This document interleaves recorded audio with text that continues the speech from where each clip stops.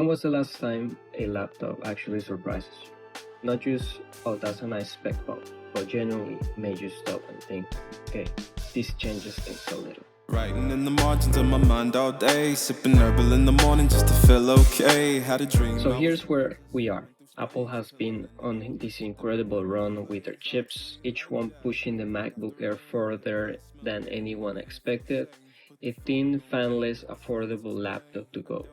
And the thing that makes the Air interesting, there's no fan in this machine. Whatever performance Apple gets out of it has to be managed entirely by the chip's efficiency. So I've been using Macs for a long time, and I'll be honest with you, there have been years where the new Air came out and I was like, I'm not gonna upgrade this year. But this year's a bit different.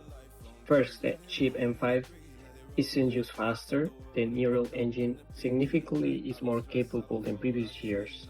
The second is the storage. Apple finally dropped the 256 GB space model. The M5 Air starts with 512 GB. I mean, it's a bit more expensive, but still, that's something that is appreciated. Third, you can now run two external displays at the same time on the Air. Before this, you needed a MacBook Pro or workarounds to do that. Single change makes the Air legitimately desktop replacement for a lot of people who like to dock their laptops at home, like me. With the M5, the memory bandwidth alone jumped 28% over the M4. That's a real difference in how fast data move between the CPU, GPU, and memory. And you feel it. In anything that's graphically demanding or AI heavy, Apple's claiming up to 1.5 times performance improvement over M4 chip.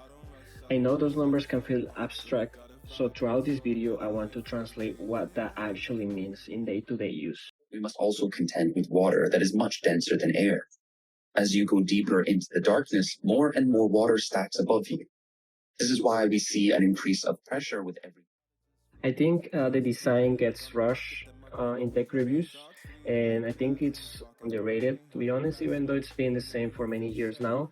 This midnight color is just amazing, and it feels exactly like you expect. 15.3 inches, 3.3 pounds, uniformly thin all the way throughout.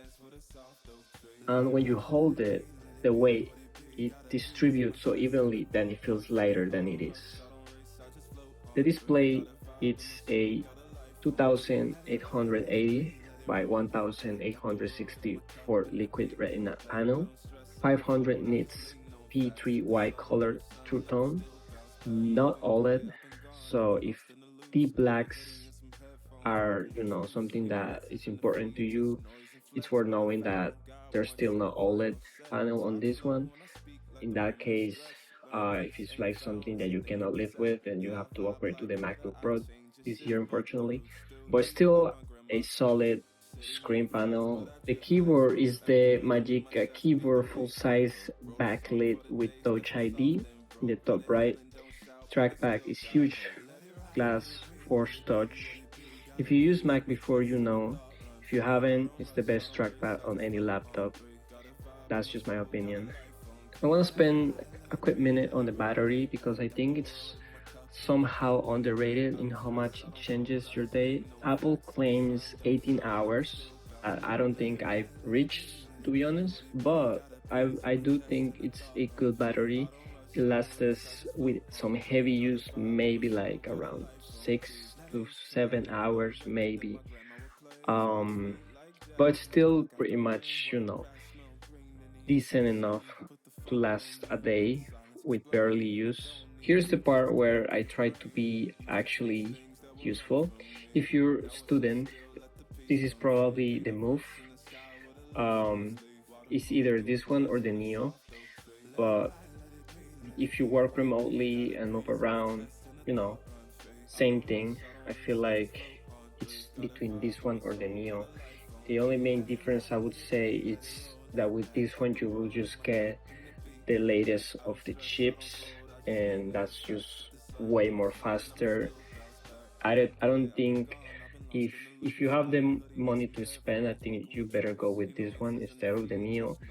If you're on a M1 or M2 or an older Intel Mac, this is significantly worth it. I would think so.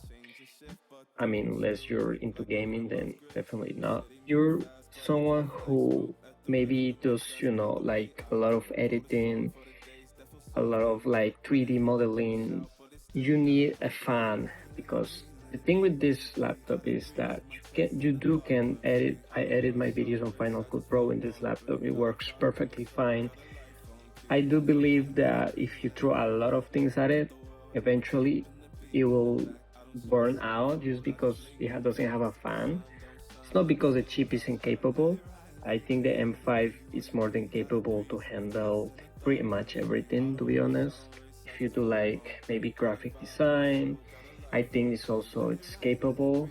Um, I would say it's just for a few people that this laptop wouldn't be capable, that they might need the extra power. But in this case, this laptop for me it's an 10 out of 10, to be honest.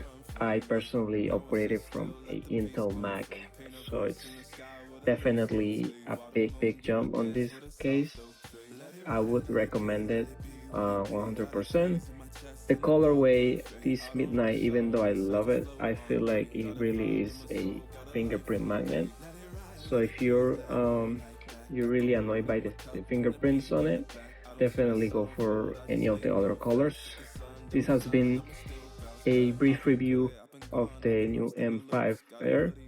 Thank you for watching. Till next time.